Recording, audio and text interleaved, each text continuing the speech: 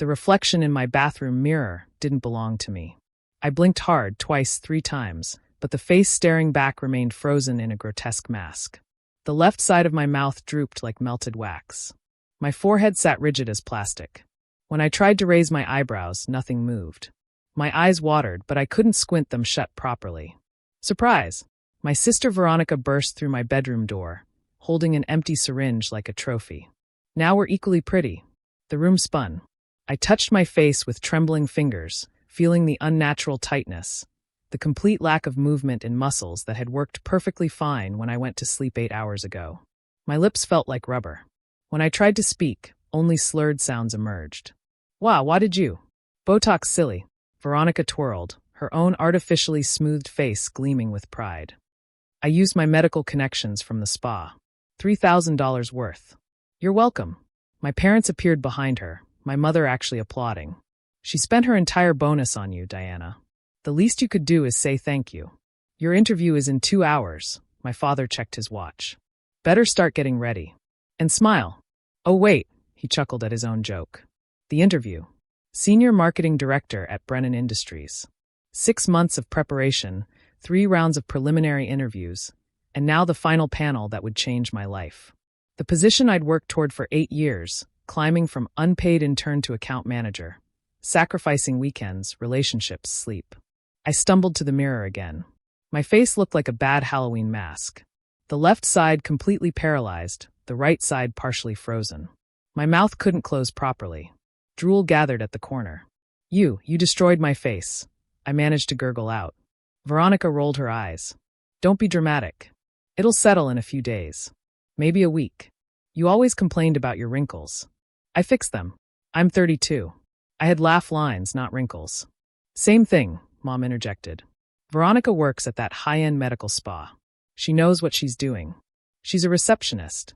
I screamed, but it came out as a distorted wail.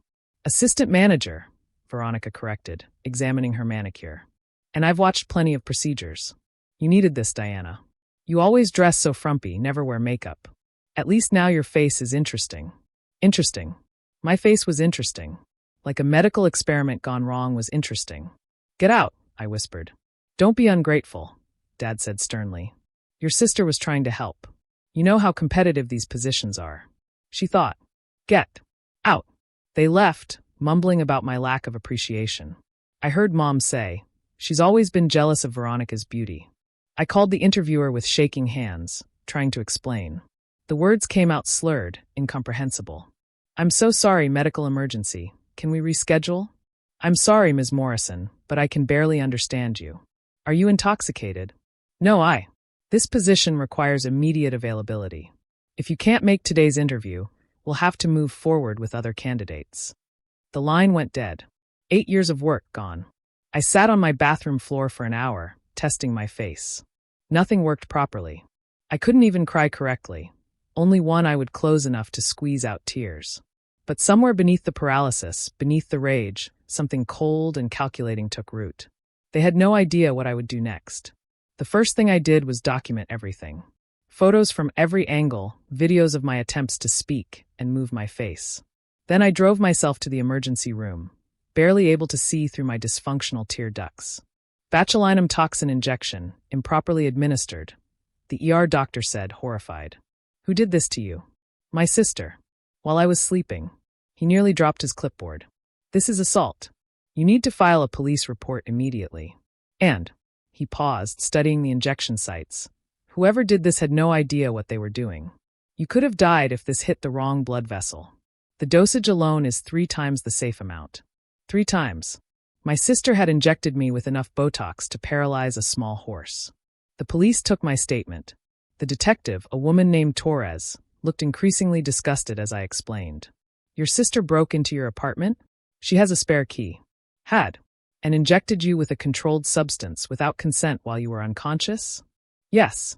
That's assault with a deadly weapon, breaking and entering, practicing medicine without a license, and theft of controlled substances from her workplace. The workplace. Of course.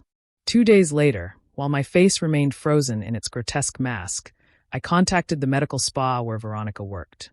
I spoke with the owner, sending him the police report and medical documentation. She stole from our supply? His voice was sharp with panic. We could lose our license. Veronica was fired within the hour. But I wasn't done. See, what my family never understood about me was that while Veronica got the looks and the attention, I got the brains and the patience. I'd spent 8 years in corporate marketing. I understood systems, networks, and most importantly, leverage. Veronica's social media was her life. 50,000 followers watching her every move, her perfect life carefully curated. She had brand deals, sponsored posts, a small influencer income that funded her lifestyle. Time to flip the script. I posted one photo. Just one.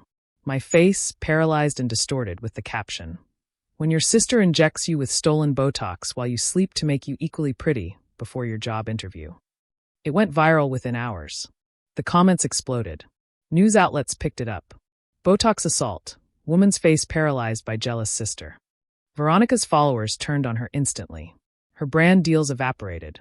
The medical spa publicly denounced her and pressed charges for theft. She became the internet's most hated person for exactly 3 days, an eternity in social media time. My parents called furious. "You're destroying your sister's life over a misunderstanding."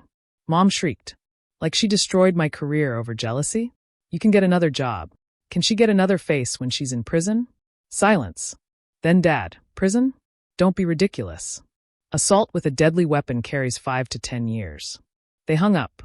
The trial was swift. The evidence was overwhelming.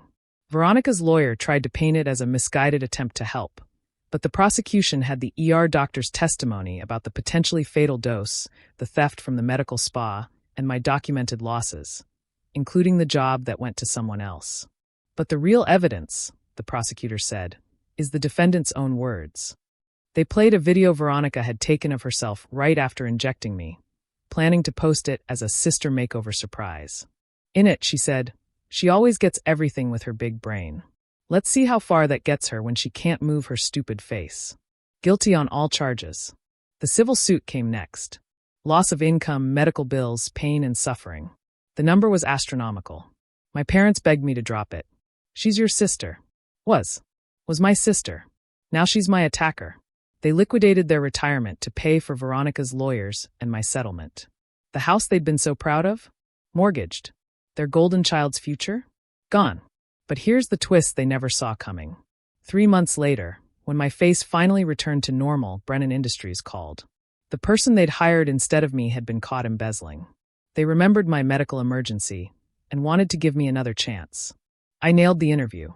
Got the job. 6-figure salary with bonuses. My first major campaign?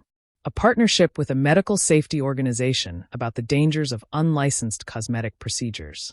The face of the campaign? Me telling my story. It won 3 industry awards. A year later, I bought a house. Not just any house, the one next door to my parents' now foreclosed home. They'd moved into a small apartment across town. Veronica living in their basement after her release, wearing an ankle monitor and working at a call center to pay restitution. The day I moved in, Mom appeared at my fence. "How could you?" she whispered. "Living here, rubbing it in our faces?" I touched my face, my perfectly mobile, expressive, unparalyzed face. "I'm not rubbing anything in your faces," I said calmly. "I'm living my life.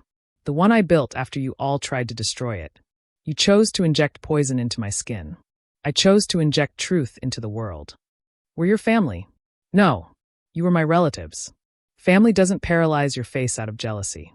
Family doesn't laugh when you're disfigured. Family doesn't choose the attacker over the victim." She stood there, aging and shrunk, nothing like the woman who once applauded my destruction. "Veronica wants to apologize," she said finally. "Tell her she can send a letter.